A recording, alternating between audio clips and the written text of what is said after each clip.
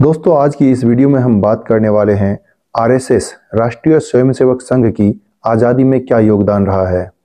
दोस्तों, मैंने आरएसएस के ऊपर कई वीडियो बनाए हैं जिसके ऊपर कमेंट्स आते हैं कि आरएसएस का आज़ादी में क्या सहयोग था या नहीं था। तो इस वीडियो में हम आपको पूरी जानकारी देंगे।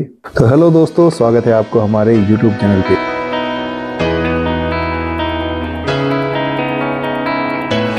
भारत की आज़ादी के पहले परिस्थितियां कुछ ऐसी बन गई थी जिसमें हिंदू और मुस्लिम के बीच टकराव की स्थिति उत्पन्न हो गई थी।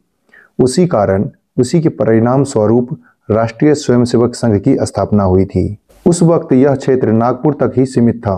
आरएसएस की विचारधाराओं के आगे कई लोग जुड़ते गए और इसी के कारण इनकी विचारधारा अलग अलग जगह पर अलग अलग अनुसार बदलती गई। उदाहरण के लिए, जैसे इसमें गर्मजोश से भरपूर नवयुवक जुड़े, उसकी अपनी रक्षा करने के लिए उन्होंने शारीरिक शिक्षण का भी प्रोत्साहन दिया। इसी तरह आरएसएस का हर जगह हर प्रांत में रूप बदलता गया।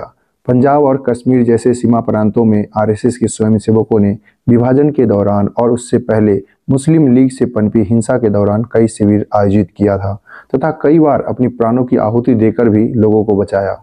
महाराष्ट्र में आरएसएस ने एक संगठन के तौर पर कई सत्याग्रह में शामिल नहीं हुए, पर व्यक्तिगत तौर पर कई स्वयंसेवकों ने इस सत्याग्रह में भाग लिया। ऐसा इसलिए भी किया गया था ताकि संगठन पर कोई प्रतिबंध न आए। जब सावरकर ने सैन्य बलों में जाने के लिए लोगों से आह्वान किया ताकि अंग्रेजी सैन्य को अंदर से खोखला कर सके, तब आरएसएस के कई स्वयंसेवकों ने उसमें खुद शामिल हुए। इसका फायदा मुंबई के सैन्य बलों के आंदोलन में सुभाष बाबू को आज़ाद हिंद फौज की सेना में मिला था। ये इसलिए भी हुआ क्योंकि कई स्वयंसेवक गांधी जी के विचारों से असहमत और सावरकर और भगत सिंह के क्रांतिकारी विचारों से प्रभावित थे। गांधी जी के कई सत्याग्रह उन्होंने कुछ भी सोचे समझे वापस ले लिए थे। इसके लिए स्वयंसेवकों में एक आक्रोश और असहमति थी। ऐसा होते हुए भी खुद आरएसएस के सरसंचालक डॉक्टर केशव बलिराम हेडगेवार जी भी कांग्रेस की ओर से उस समय के आंदोलन में जेल गए थे।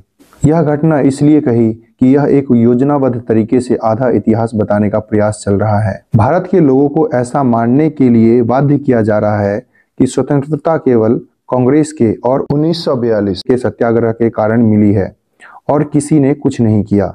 यह बात पूर्ण सत्य नहीं है। गांधी जी ने सत्याग्रह के माध्यम से, चरखा और खादी के माध्यम से सर्व सामान्य जनता को स्वतंत्रता आंदोलन में सहभागी होने का एक सरल और सहज तरीका साधन उपलब्ध कराया और लाखों की संख्या में लोगों को स्वतंत्रता आंदोलन से जोड़े। यह बात सत्य है, परंतु सारा श्रेय एक ही आंदोलन या पार्टी को देना यह इतिहास से खिलवाड़ है, अन्य सभी के प्रयासों का अपमान है। अब संघ की बात करनी है तो डॉक्टर हेडगेवार जी से ही करनी पड़ेगी। हेडगेवार जी का जन्म 1889 का है। नागपुर में स्वतंत्रता आंदोलन का चर्चा 1904-1905 से शुरू हुई, जिससे पहले अंग्रेजों के खिलाफत स्वतंत्रता आंदोलन का ज़्यादा वातावरण नहीं था।